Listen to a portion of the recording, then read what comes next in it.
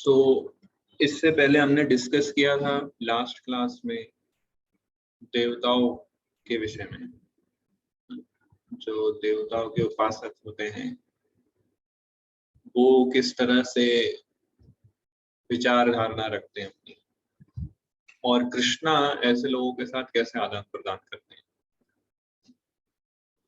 और ये बोलने के बाद, देवताओं के विषय में बोलने के बाद, फिर 24 नंबर श्लोक में बोलते हैं कि जो कम बुद्धिशाली लोग हैं वो मुझे निराकार समझते हैं कि मेरा रूप नहीं, मेरा आकार नहीं।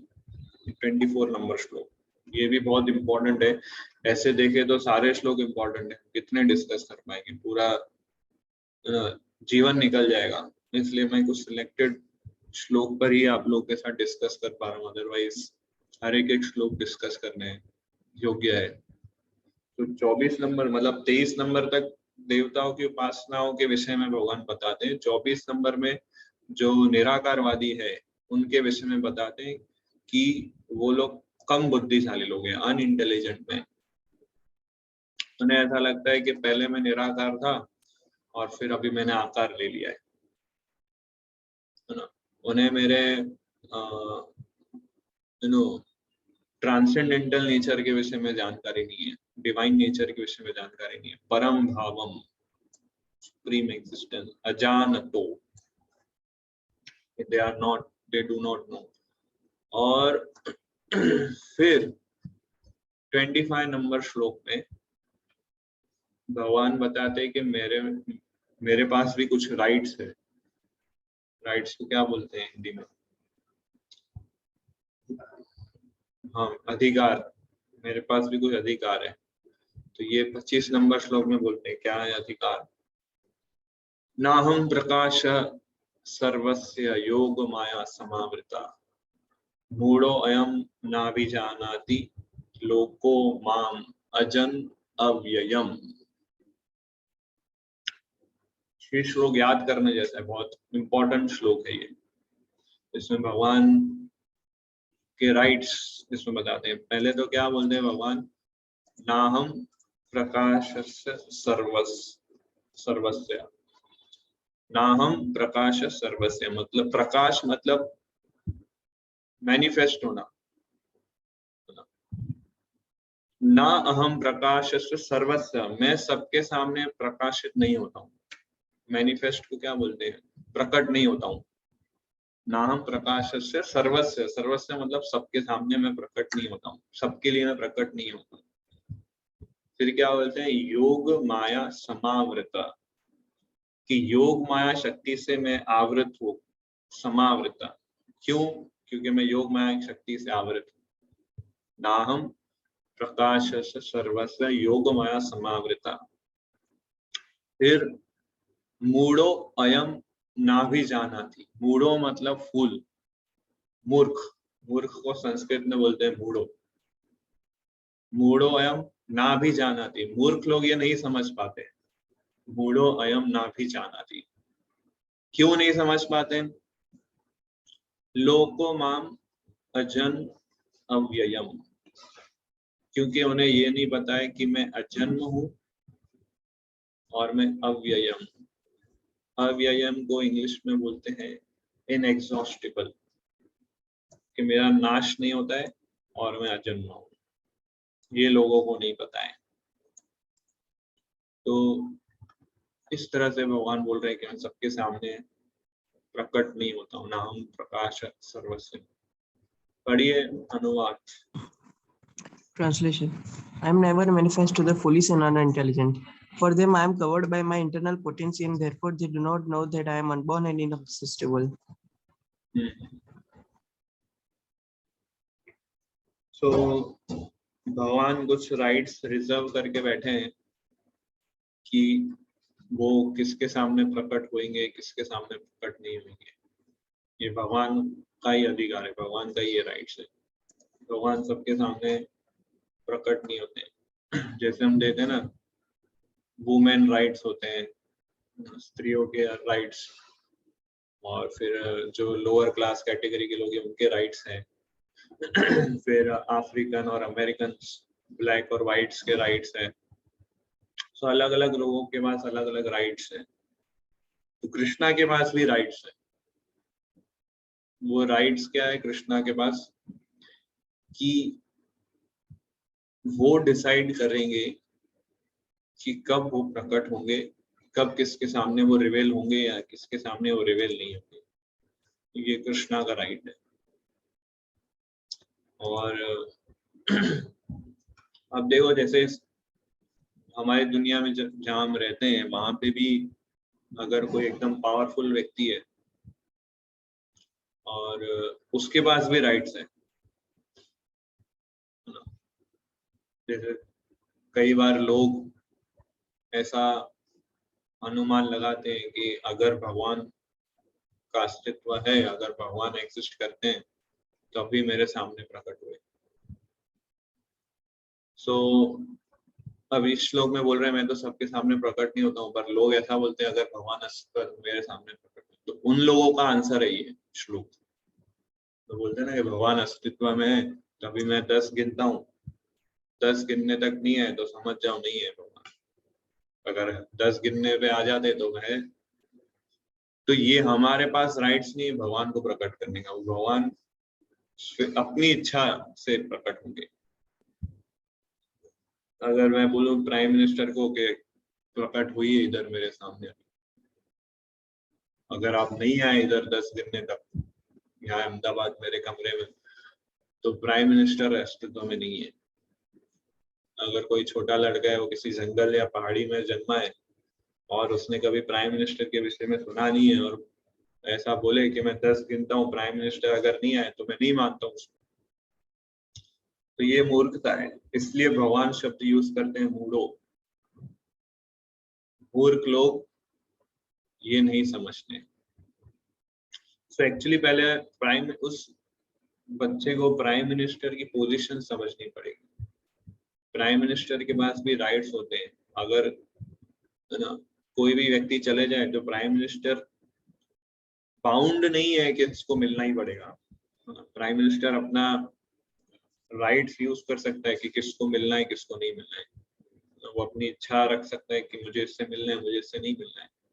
सो अगर कोई सामान्य मनुष्य के पास ये राइट्स है, पावरफुल व्यक्ति के पास अगर राइट्स है, तो कृष्णा के पास भी राइट्स है कि किसके सामने वो प्रकट होंगे किसके सामने प्रकट नहीं होंगे।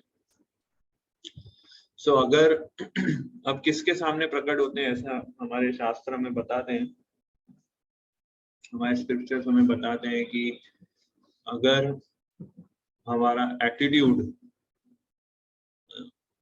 इंडिपेंडेंट माइंडसेट का है और अगर हम इस भाव से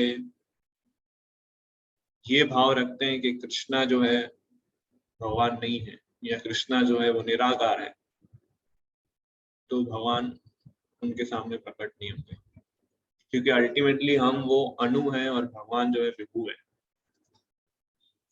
तो भगवान को अप्रोच किया जा सकता है केवल भक्ति से, डिवोशन। तो डिवोशन जब तक नहीं है तब तक कृष्णा प्रकट नहीं होते। सो हम लोग सब अभी डिवोटीज लोग प्रैक्टिस कर रहे हैं काफी समय से, और हम लोग चैंटिंग कर रहे हैं, हम लोग रीडिंग कर रहे हैं, भक्तों का संग कर रहे हैं। तो ये सारे एक्टिविटीज ग्रेजुअली हमारे भक्ति भाव को संचलित करती है, कल्टीवेट करती है। सो ये अनुकूल चेतना जब हम ग्रेजुअली कल्टीवेट करते रहेंगे तो भगवान मैनिफेस्ट होते हैं। पर हमारे साथ हम भी कैसा सोचते हैं कि भगवान इस तरह से मैनिफेस्ट होने चाहिए हमारे सामने, जैसे ये व्यक्ति मेरे कमरे में आया तो भगवान भी ऐसे आने चाहिए। तो भगवान अपनी इच्छा से, अपने टाइमलाइन से, अपने तरीके से भक्त के सामने प्रकट होते हैं। तो कलयुग में भगवान प्रकट होते हैं हरि नाम के रूप में। हरे कृष्ण महामंत्र जब हम करते हैं, चैंटिंग करते हैं, उसके द्वारा प्रकट होंगे। और ये प्रोसेस पहले से ही भगवान ने हमारे शास्त्रों के माध्यम से हमें बता दिया है। कुछ भक्त होते हैं नए नए जुड़ते हैं, वो बोलते हैं कि भगवान के विग्रह के मेरे सामने खड़ा था तो मेरे से बातें करने लगे, विग्रह मुझे बोलने लगे कि ये, तो ये सब भावुकता है और इसको हमें ठीक करना है। तत्व प्रॉपर नॉलेज कन्विक्शन होना चाहिए। इस तरह अगर हमारे हृदय में भगवान के प्रति कंप्लीट नॉलेज नहीं है, अगर हमारे पास प्रॉपर हमारा एटीट्यूड या भाव नहीं है, तो भगवान प्रकट नहीं होंगे। कई बार लोग अपना कंसेप्शन लगाते हैं, खुद की विचारधाराएं लगाते हैं, और वो नए लोग आते हैं तो खुद की विचारधाराएं लगाते हैं और ये सोचते हैं कि भगवान, मुझे भगवान को जानना है, मुझे भगवान को समझना है, भगवान कौन है। तो ये विचार धारणाओं को रख के अगर वो भगवान को समझने का ट्राई करेंगे तो भी वो भगवान को नहीं समझ पाएंगे, क्योंकि उनके हिसाब से उनका विचार सबसे महान है। ये बोले कृष्णा भगवान है या शास्त्र बोले कृष्णा भगवान है, उसको एक्सेप्ट नहीं करेंगे। मेरी विचार धारणा क्या है कि भगवान शायद एक निराकार ऊर्जा भी हो सकती है, एक रोशनी भी हो सकती है। तो मेरे को खुद समझना है भगवान क्या है, आप लोग मुझे मत बताओ, ये शास्त्र में जो लिखा है उसको मैं नहीं मानता, खुद से समझने का प्रयास करते हैं ज्ञानी टाइप के लोग। तो ये लोग भी भवबंधन में फंसे रहते हैं, उन्हें ऐसा लगता है कि वो मुक्त हो रहे हैं मेडिटेशन करके, ध्यान करके और शांति शांति शांति करके, बट ये लोग भी ट्रैप्ड हैं। केवल भक्त लोग ही भवबंधन से मुक्त हो सकते हैं, क्योंकि वो एक्चुअली में प्रॉपर मूड से, प्रॉपर एटीट्यूड से भगवान को अप्रोच करते हैं। तो भगवान हमारा वो एटीट्यूड देखते हैं। अगर हमारा एटीट्यूड भगवान पे निर्भर होना है तब भगवान रेसिप्रोकेट करते हैं। एक बड़ा प्रसिद्ध श्लोक है, रूप गोस्वामी बताते हैं।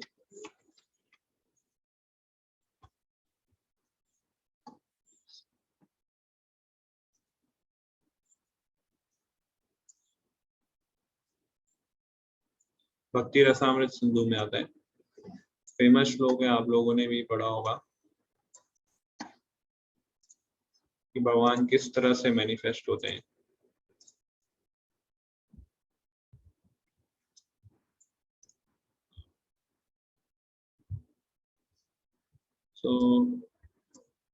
अतः श्री कृष्ण नाम आदि न भवित ग्राह्यम इंद्रियैः, सेवन मुखे ही जीवादु स्वयं एव स्फुरत्या अद। पढ़िए अनुवाद। No one can understand the transcendental nature of the name, form, quality, and pastimes of Sri Krishna through his materially contaminated senses. Only when one becomes spiritually saturated by transcendental service to the Lord are the transcendental names, name, form, quality, and pastimes of the Lord revealed to him. So, अतः श्री कृष्ण नाम आदि न भवेत ग्राह्यम इंद्रियैः। तो क्या बोल रहे हैं भगवान,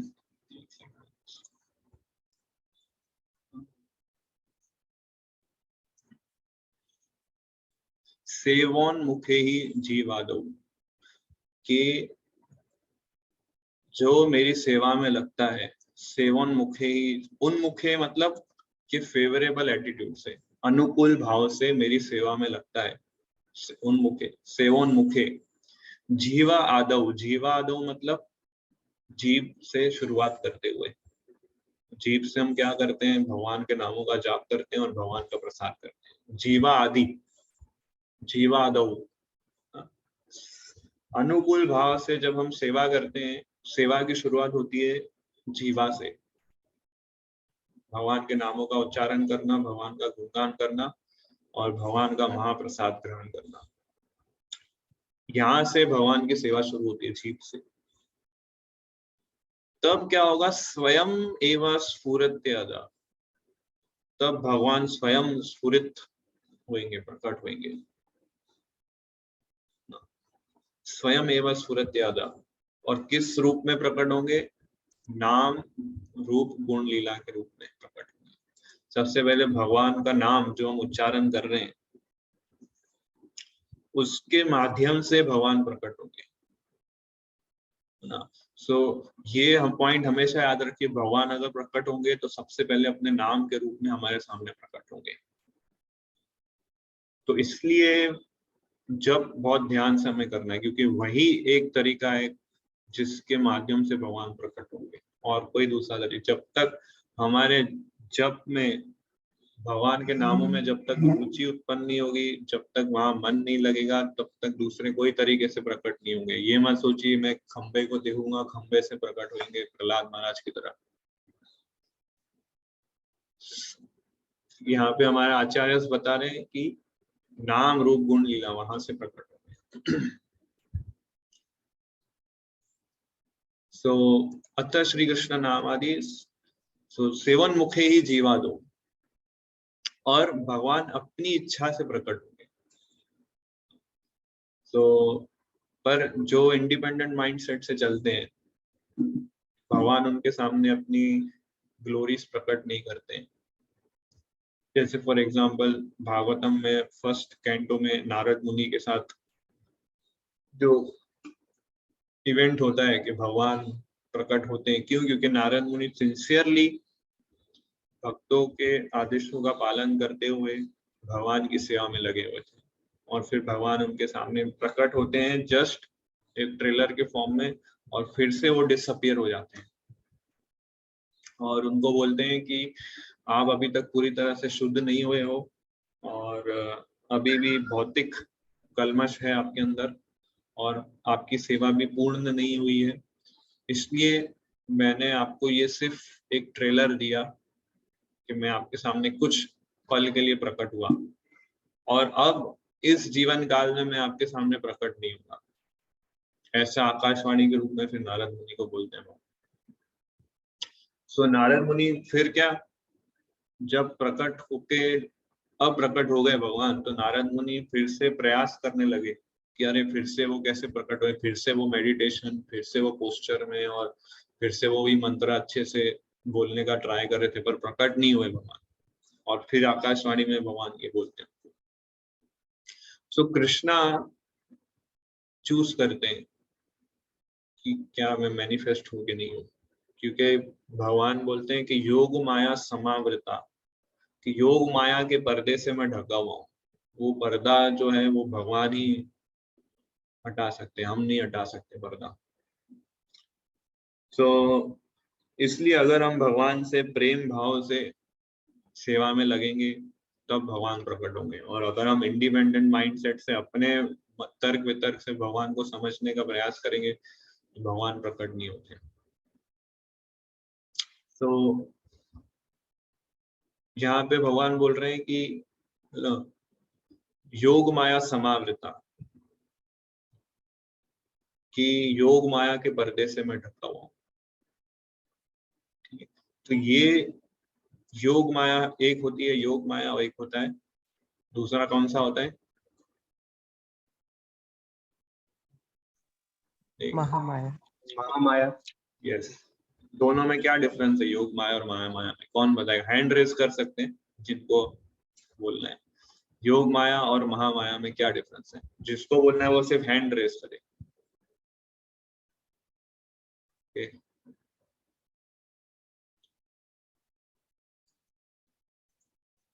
कि जो उन्होंने हैंड रेज किया है तो मुझे पता है, उनको पता है, तो वो दोनों नहीं बोलेंगे। योग माया महामाया में क्या डिफरेंस है? श्वेत प्रभु आप बता सकते हैं योग माया महामाया?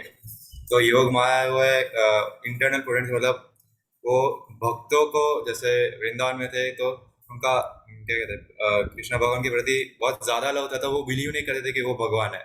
और महामाया में भौतिक वर्ल्ड में कि हमारे लैक ऑफ फेथ के कारण बिलीव नहीं कर पाते कि भगवान कृष्ण भगवान ही भगवान है। लाइक वो तो दोनों में डिफरेंस क्या है? वो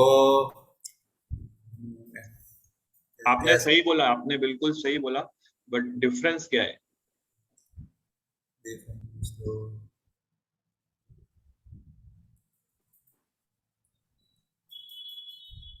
ओके, यस खुशान ब्रो, आप ट्राई करो। और योग माया स्पिरिचुअल वर्ल्ड में एग्जिस्ट करती है और महामाया मटेरियल वर्ल्ड में। एक ये डिफरेंस है। और ये एकदम सही बोला आपने, योग माया जो है वो स्पिरिचुअल वर्ल्ड में एग्जिस्ट करती है, महामाया जो है वो मटेरियल वर्ल्ड में एग्जिस्ट करती है। और क्या डिफरेंस?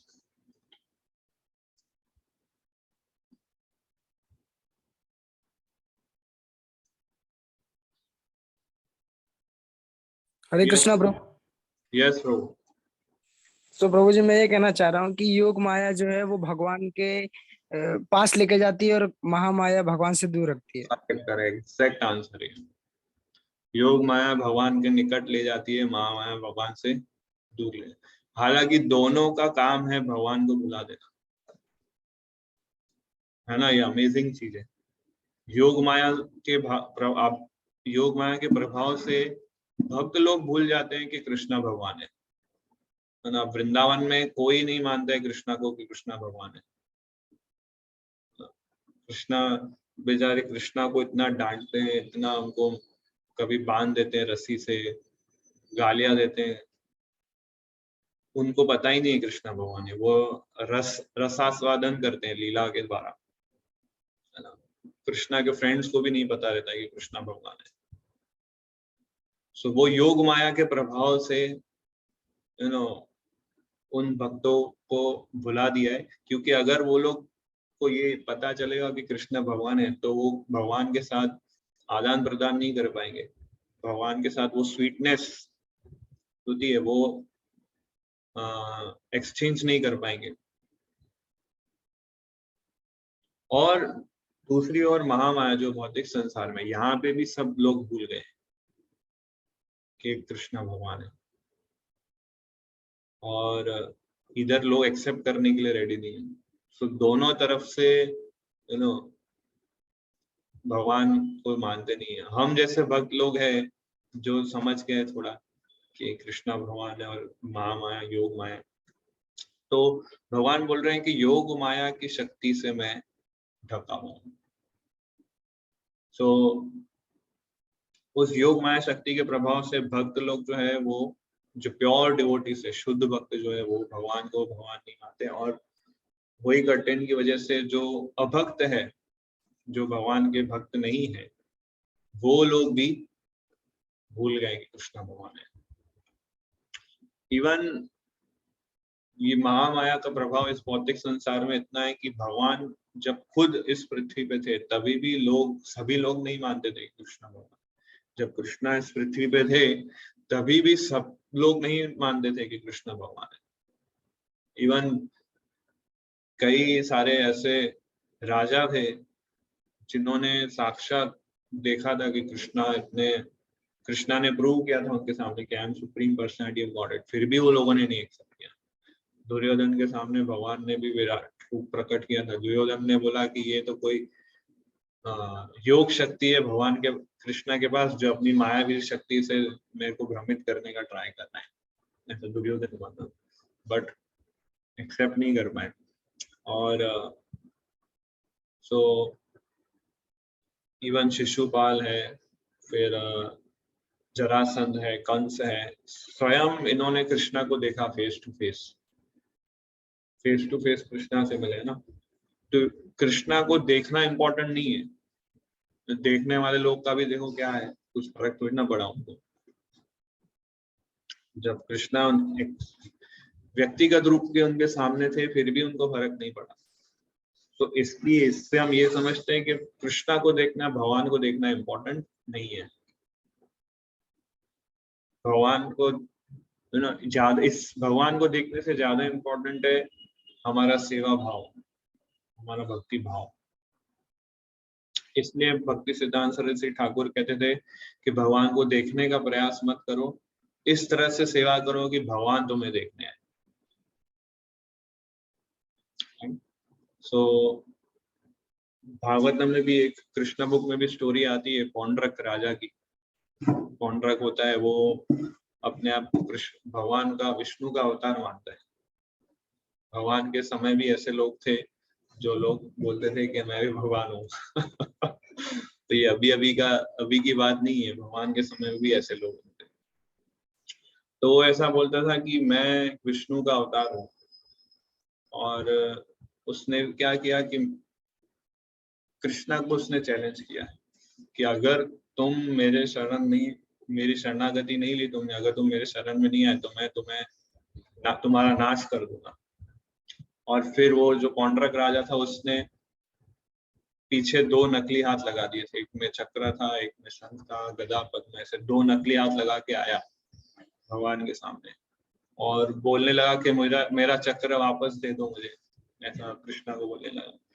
तो कृष्णा और जो पूरी यदुवंश जो परिवार था पूरा, वो इतना हंसने लगा उस राजा के ऊपर, बहुत जोर जोर से हंसने लगे, बहुत हंसी मजाक उड़ाया उसका।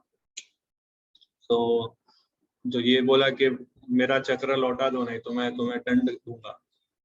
तो भगवान ने बोला चक्र चाहिए ना तुम्हें, ये लो चक्र। तो भगवान ऐसे चक्र उसको भेजते हैं और उसका फिर गला काट देते हैं। सो इस तरह से कृष्णा असुरों के साथ अपने तरीके से डील करते हैं। असुरों के लिए और अभक्त के लिए भगवान एक ही रूप में प्रकट होते हैं। किस रूप में, कौन बताएगा? जो अभक्त है और जो असुर है उसके सामने भगवान सिर्फ एक ही रूप में प्रकट होते हैं। सिर्फ हैंड रेस कीजिए, आंसर मत बताइए, किस रूप में प्रकट होते हैं?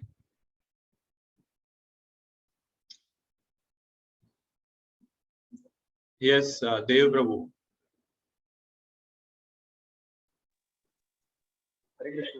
यस, हाँ, मृत्यु के रूप में। तो ऐसे लोग के सामने केवल भगवान जो है मृत्यु के फॉर्म में प्रकट होता है। तो मृत्यु भी भगवान का एक अवतार ऐसा मान सकते हैं, भगवान का एक रूप है मृत्यु। तो वो उस रूप का दर्शन तो हर एक व्यक्ति को मिलता है जो इस भौतिक संसार में।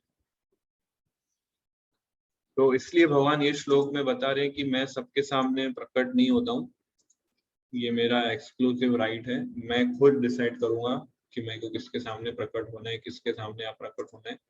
और हम एक लास्ट ये परपोर्ट देख लेते हैं।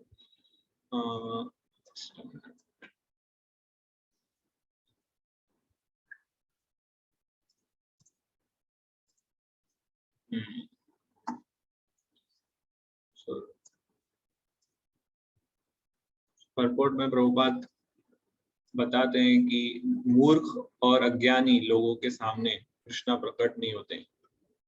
तो निराकारवादी है वो मूर्ख और अज्ञान वाली कैटेगरी में आते हैं।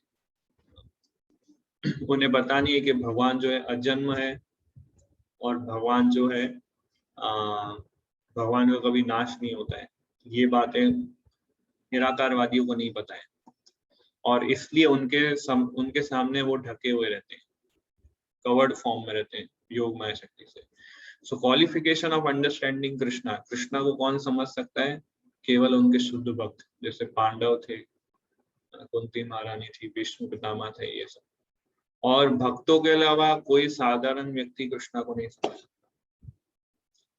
तो योग माया जो पर्दा है वो ऐसा भी समझ सकते हैं कि जो भगवान के दिव्य शरीर से जो तेज निकलता है ब्रह्म ज्योति, वो ब्रह्म ज्योति के कारण जो है भगवान अपना रूप प्रकट नहीं करते, क्योंकि इतना वो जो तेज होता है ना, उसकी वजह से कहाँ से वो तेज आ रहा है वो निराकारवादियों को पता नहीं चलता है, क्योंकि बहुत वास्ट लाइट होती है वो, तो इसलिए प्रकट नहीं हो पाते।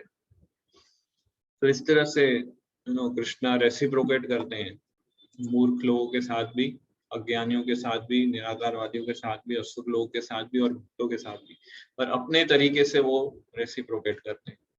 भगवान का ये नेचुरल स्वभाव है कि वो जीवों के साथ आदान प्रदान करें। बिना आदान प्रदान किए भगवान रह नहीं सकते। तो वो जीव कौन से कैटेगरी का है, कौन से लेवल का है, अकॉर्डिंगली कृष्णा उसके साथ आदान प्रदान करते हैं। पर बिना आदान प्रदान किए कृष्णा रह नहीं सकते, ये उनका नेचुरल स्वभाव है। सो ये किसी का कोई प्रश्न है तो पूछ सकते हैं।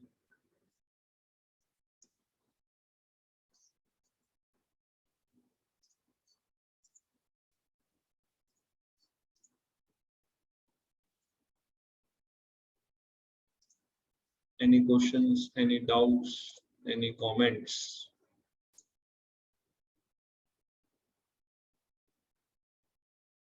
Yes, Nimesh bro.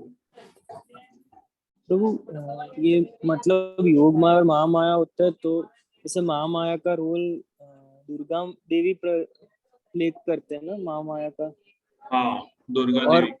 और योग माया का गॉडेस ऑफ फॉर्च्यून प्ले करते हैं। योग माया जो है वो एक्चुअली दोनों, योग माया महामाया दोनों श्रीमती राधा रानी के एक्सपांशन है। और योग माया एक अलग देवी है, उनका नाम योग माया है स्पिरिचुअल वर्ल्ड में। और यहाँ पे महामाया बोलो या दुर्गा देवी बोलो, ये अलग देवी है, वो अलग देवी है। और प्रभु कृष्णा रिवील होते हैं, वैसा हम लोग ऐसे समझ सकते हैं ना, जैसे हम लोग चैंटिंग करते हैं तो कृष्णा अपने बुक्स से, अपने वो जो लेक्चर सुनते हैं उससे रिवील, जैसे हम लोग बोलते हैं कृष्णा तो बुक्स के थ्रू हमको डिस्क्रिप्शन रिवील होता है कृष्णा, ऐसा समझ सकते हैं ना बुक्स के शास्त्र के थ्रू। हाँ, अगर हम श्रीमद् भागवतम पढ़ते हैं, भगवद गीता पढ़ते हैं, भगवान के नामों का जाप करते हैं, तब कृष्णा रिवील होते हैं। और कृष्णा जब रिवील हो जाते हैं तो वो डिवोटी कंप्लीटली सेटिस्फाइड हो जाता है, कंप्लीटली पीसफुल हो जाता है। उससे फिर यहाँ वहां भागने की आवश्यकता नहीं रहती है अपनी इच्छाओं को पूर्ति के लिए। He is simply satisfied by having darshan of Krishna. Yes प्रभु। और कोई प्रश्न?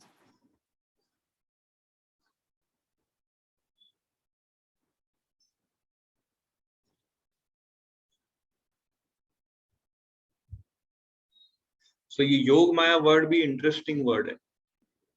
योग मतलब क्या? योग मतलब क्या? कनेक्शन, भगवान से कनेक्शन। माया मतलब क्या? भगवान से डिसकनेक्शन।